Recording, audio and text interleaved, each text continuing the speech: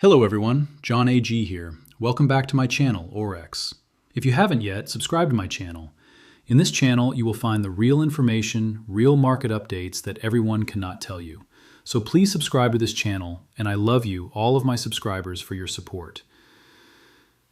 And please, watch this video till the very end because YouTube will not push my videos to more people. The algorithms are designed to suppress this exact type of truth, to keep the masses pacified while their purchasing power is silently extracted. But together, by watching, by sharing, and by understanding the gravity of what we are about to discuss, we bypass their gatekeepers. We take the power back.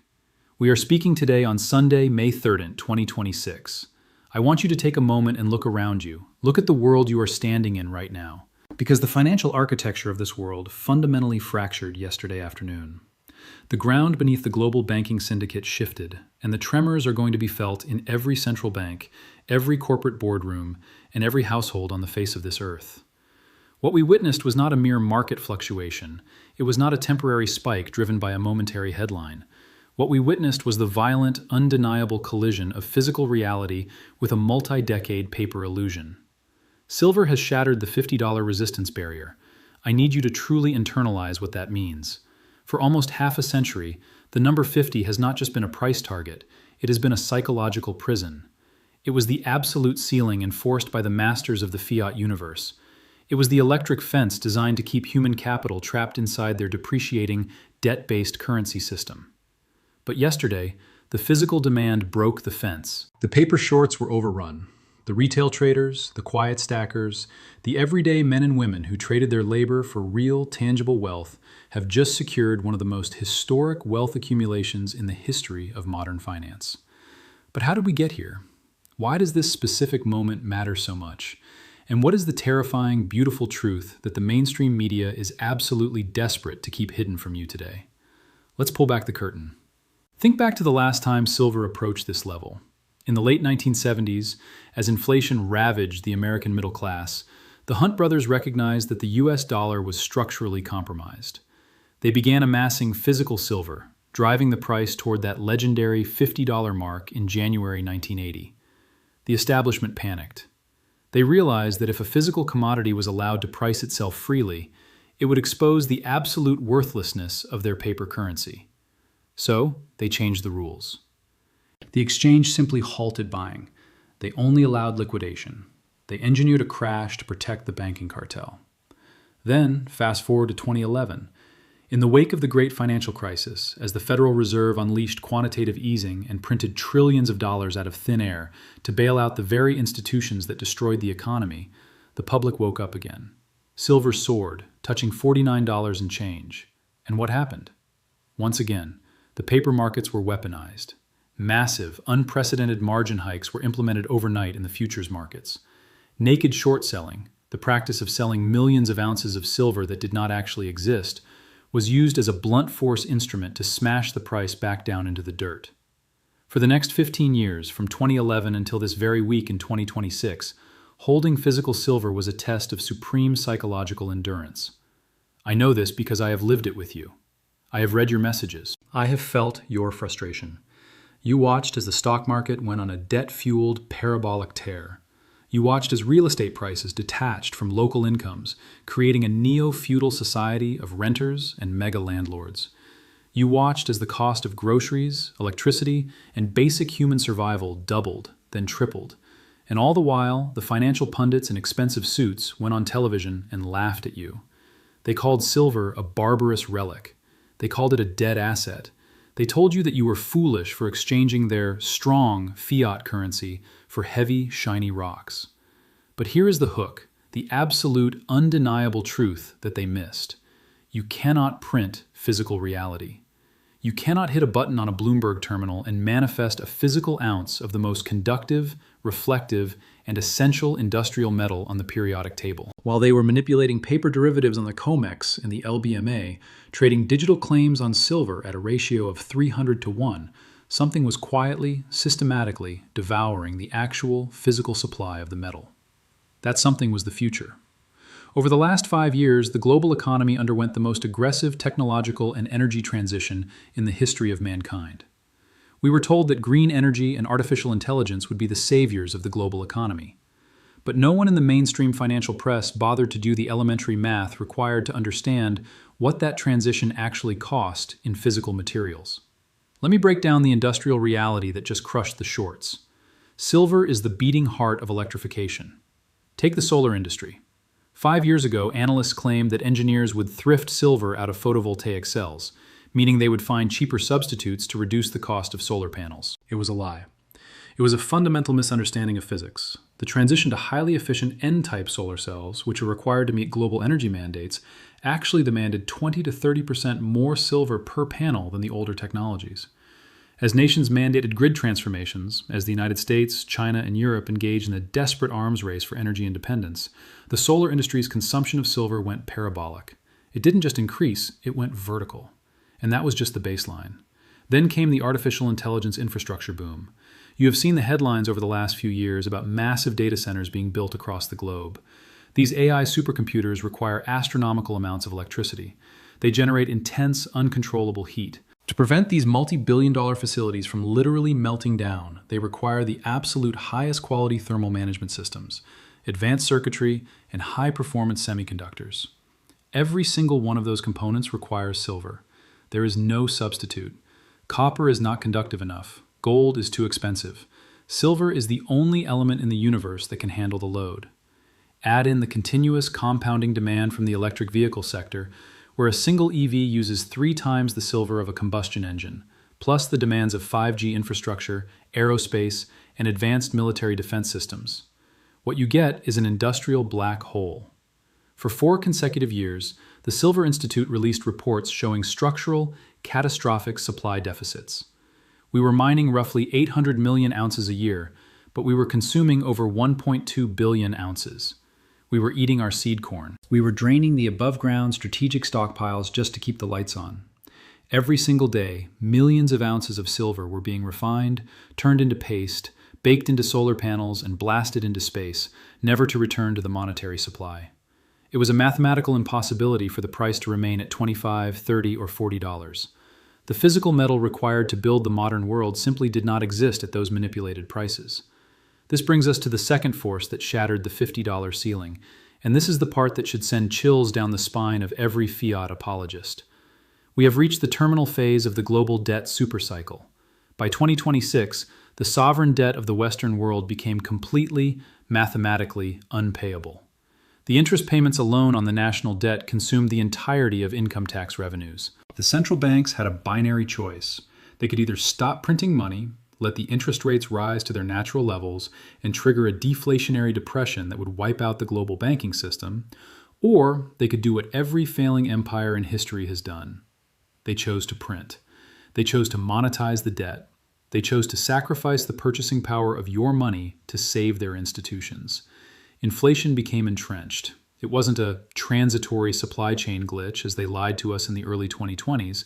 It was the mathematical consequence of expanding the currency supply faster than the production of real goods and services. As fiat currencies began their silent, steady march toward intrinsic zero, capital sought a lifeboat. Historically, that lifeboat has always been gold and silver. Gold moved first. It always does. We watched gold shatter $2,000, then $2,500, then $3,000 an ounce. The central banks themselves were buying gold at a record pace, tacitly admitting that their own paper money was a fraud. But gold became inaccessible to the average citizen. If you were a working-class individual trying to protect your savings from being inflated away, walking into a coin shop and dropping $3,500 on a single gold coin is a massive hurdle. But silver? Silver was the people's money. It has always been the monetary metal of the working class, and the gold-to-silver ratio had been stretched to levels of pure absurdity.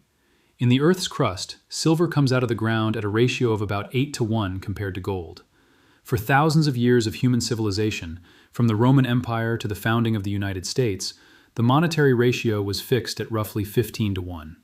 Yet under the paper manipulation system, we saw the ratio push to 80, 90, even over 100-to-1. It was a coiled spring of historic proportions. When the retail public finally realized that no politician was coming to save them, that the inflation was permanent, and that the banking system was inherently fragile, the stampede began. This wasn't coordinated by a hedge fund.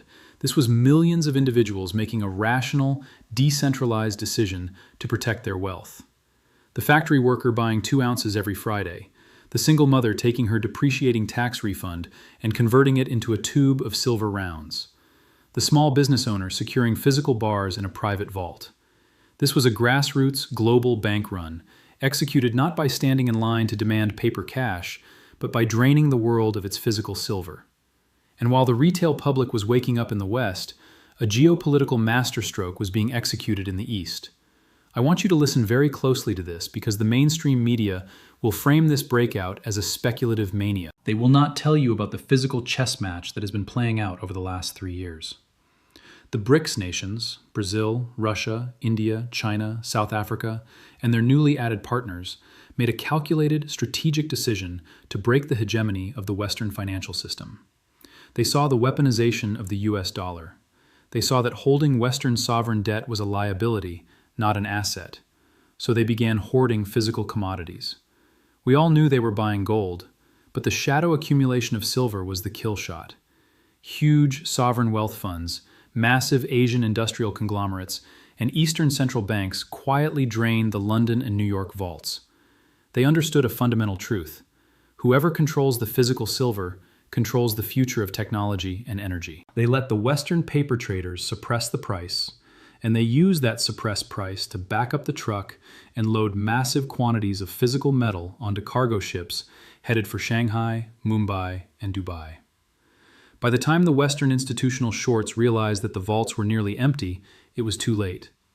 The pricing power had fundamentally shifted from the digital screens of Wall Street to the physical vaults of the East. This leads us to the anatomy of the breakout we witnessed this week.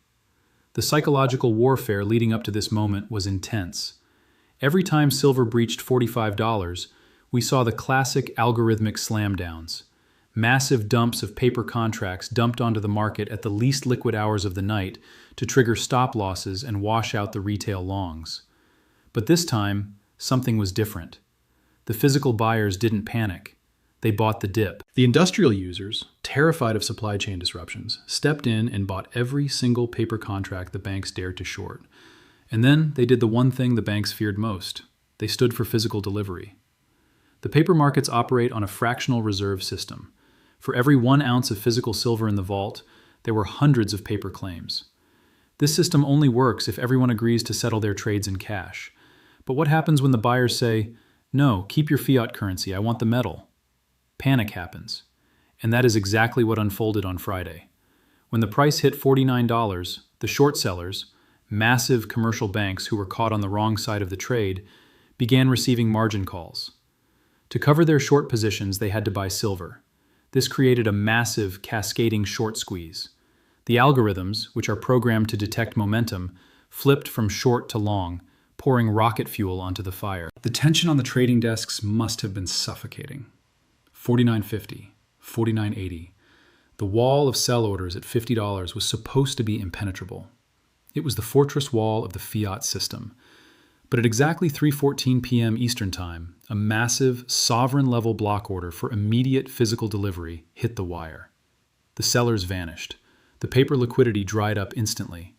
And silver didn't just touch $50. It violently ripped through it, slicing up to $54.20 in a matter of minutes before consolidating. The ceiling is gone. The sky is now open. We have entered an era of true price discovery. I want to speak directly to the emotional and psychological reality of what this means for you, the viewer, who held the line. Your net worth has just experienced a profound repricing against a failing system. You are securing historic wealth accumulation, not by gambling on meme stocks, not by participating in highly leveraged derivative trades, but by doing the most basic, fundamentally sound thing a human being can do, holding a tangible asset of intrinsic value. You were right. The years of being mocked by your peers, the years of second-guessing yourself when the price stagnated, the profound loneliness of seeing the macroeconomic truth while the rest of the world danced to the music of the central bank printing press, all of it is validated today. You are the architects of your own financial salvation. But I must give you a stark, urgent warning. The battle is not over. It has merely shifted to a new terrain. The wealth you have accumulated is a threat to the establishment. In the coming weeks and months, the psychological warfare will escalate to levels we have never seen. The legacy media will be deployed to convince you to sell. They will bring on economists who will call this a dangerous bubble. They will tell you that silver has run its course, that the supply chains are fixing themselves, and that you should take your profits. They will dangle the allure of their dying fiat currency in front of your eyes, hoping you will trade your generational wealth back to them for colorful pieces of paper. Do not fall for the trap. You must decouple your mind from the concept of price and focus entirely on value and purchasing power. Yes, $55, $60, or even $100 an ounce sounds incredible compared to where we were. But you have to ask yourself, what is a dollar actually worth today? If a cup of coffee costs $10 and a basic vehicle costs $80,000, is silver at $60 an ounce actually expensive, or is it still wildly undervalued? Look back at the gold to silver ratio. Even with this historic breakout, the ratio remains deeply disconnected from its geological and historical reality. If gold is resting comfortably above $3,000, a reversion to the historical 15-to-1 ratio puts silver at over $200 an ounce. And frankly, given the structural industrial deficits that cannot be fixed by printing money, even that number might be conservative. The era of cheap silver is permanently closed. Furthermore, you must prepare yourself for violent volatility.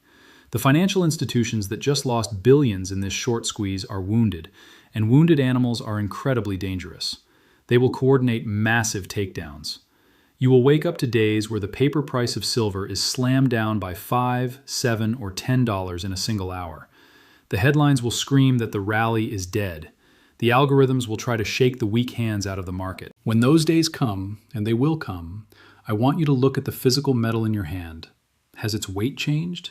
Has its conductivity diminished? Have the solar panels stopped needing it?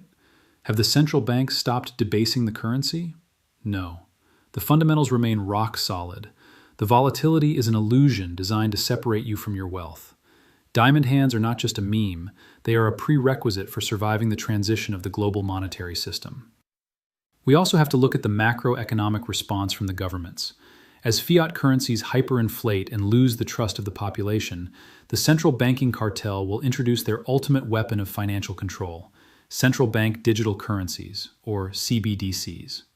They will market this to the public as the ultimate solution to the chaos.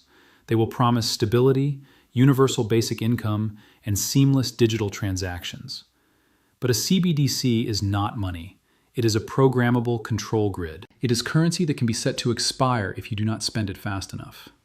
It is currency that can be restricted based on your carbon footprint, your social credit score, or your political affiliations.